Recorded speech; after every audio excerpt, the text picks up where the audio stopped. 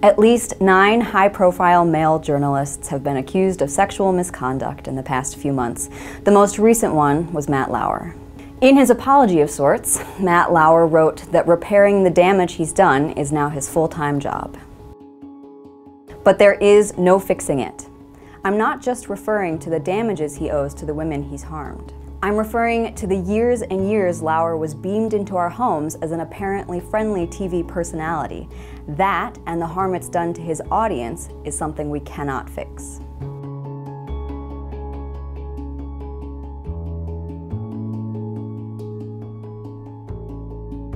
Lauer's entire persona was billed as a non-controversial father figure. The Today Show was billed as the American family you could wake up with. Lauer wasn't exactly working on impactful journalism. He was peak puff piece, the height of get your kids ready for school TV. But that was a cover, and it was an excuse. We saw Lauer's cover blown with several of his interactions with women on the show. Since America's Dad pushed and pushed Clinton on her emails, it must have been a real scandal. You were communicating on highly sensitive topics. Why wasn't it more than a mistake? Why wasn't it disqualifying?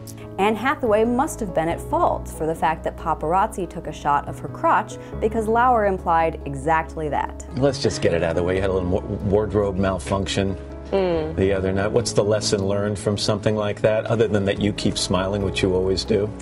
What I would like is a redo.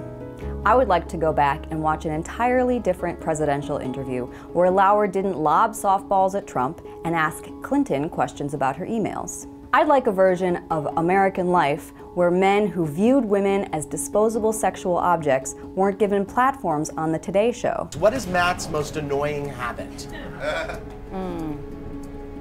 He pinches me on the ass a lot. Wow! But going back is impossible.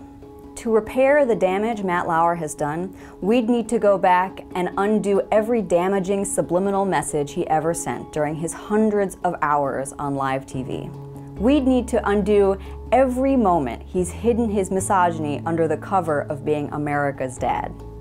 For a long time now, we've been questioning and debating and dismantling the entire idea of a journalist as someone who could be entirely without human bias. With few exceptions, the default nonpartisan voice we've wanted to speak to journalistic truth has looked like a father figure. To really repair the damage done by Lauer and his ilk, we'd need to reassess the entire idea of fatherly journalists as unquestioned purveyors of an unbiased truth. We'd need to bring as much consideration to the idea of separating the journalist from the journalism as we do to separating the art from the artist. Ideally, we'd have done that years ago, and we'd have decided that someone who abused women behind the scenes was not fit to do a serious interview with the first female presidential candidate with a real shot at winning. But that retroactive undoing is impossible. So for now, what I want is a continued assessment of exactly how much damage Lauer has done. I want us to reckon with the fact that for some reason, it was okay for America's Dad to be mildly pervy. I want us to undo the idea of innocently pervy, and I want for Lauer and for everyone in the position of writing an apology like the one he wrote to dispense with the idea that repairing the damage is something that can be accomplished.